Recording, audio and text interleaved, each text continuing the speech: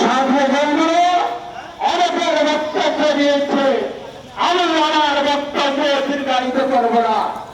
আমি শুধু একটি কথা আপনাদেরকে বলতে চাই।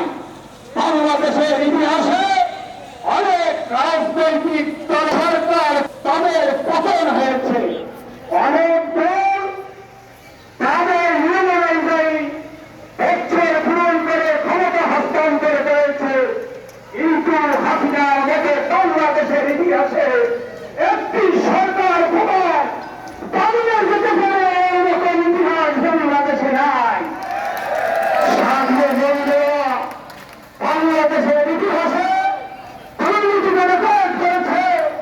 বাংলাদেশের ইতিহাসে নির্যাতনে রেখে বাংলাদেশের ইতিহাসে ধর্ষণের রেকর্ড করেছে।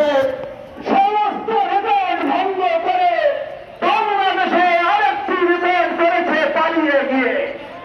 সাথে বন্ধুরা আর একটি কথা বলবো, উনি অনেক তার তুলে স্বামীর কাছে চলে গেছে। স্বামীর কাছে চলে গিয়ে বিভিন্ন দেশে দুনিয়ার মধ্যে আমার একটি আশ্রয় দাও, কিন্তু এখন পর্যন্ত কোন দেশ তার আবেদনের সাড়া দেয়নি। উনি বাংলাদেশে এতটা হত্যা নির্যাতন করেছে, ওনার ছেলে বিবৃতি দিতে বাধ্য হয়েছে। আমার মা বাংলাদেশে আর যাবে না, বাংলাদেশে রাজনীতি করবে না। সাথে বন্ধুরা আর বক্তব্য দীর্ঘায়িত করবে না। আমাদেরকে অনেক দূর পানি নিতে হবে, আপনাদেরকে ধৈর্য ধরতে হবে। দেশকে তারেক রহমান আমাদের নেতা ভিক্ষা ফখরুল ইসলাম আলমগীর তিনি ঘোষণা দিয়েছেন প্রতিহিংসার রাজনীতি করা যাবে না।